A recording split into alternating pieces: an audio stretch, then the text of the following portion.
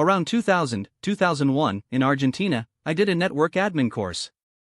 The guy that taught the course was also an admin in university, let's call him IT prof, and he told us this story. The department of the university IT prof worked for dealt mostly with philosophy and philosophy-related careers. And it was around 95% female students, mostly high school graduates, but also a lot of people that, once retired, started the career as a hobby. In Argentina, university can be free of charge. In Argentina, IDs are numbered and sequential. So, for instance, if an ID starts with 28 million, you can estimate what year that person was born in. There's only one caveat: foreign-born people that have gained citizenship get a number that starts with something like 80 million. The dean, let's call him Creepy Dean, at that department was a 50 to 55-something old dude with, you guessed it, a pretty creepy behavior. IT prof could access browsing history of every single person in the department and, let's just say, his wasn't pretty nor university related. Creepy Dean taught a couple of mid-career courses. He was one of several professors that taught these courses.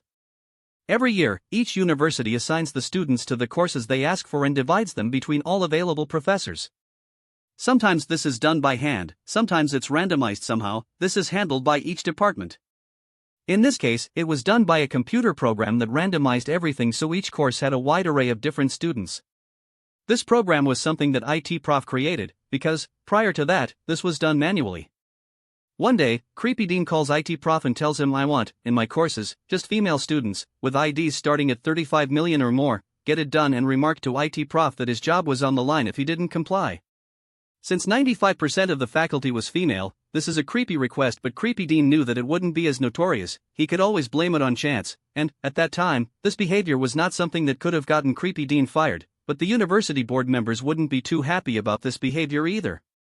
IT prof understood that 35 million or more on the ID was for people that were roughly 21 to 22 years old or younger. Creepy Dean wanted some eye candy and who knows what else.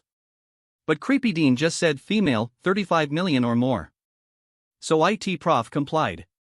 He assigned all foreign female students, with IDs starting 80 million, and all older than 65 to Creepy Dean courses.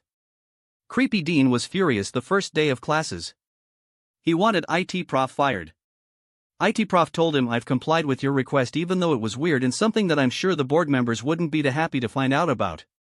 IT prof told us Creepy Dean got dishonorably discharged as dean a couple months after this story. There were some speculations, but he never found out exactly why. TLDR, Dean wants an entire class of young female students, IT manages to give him the exact opposite. Subscribe for more.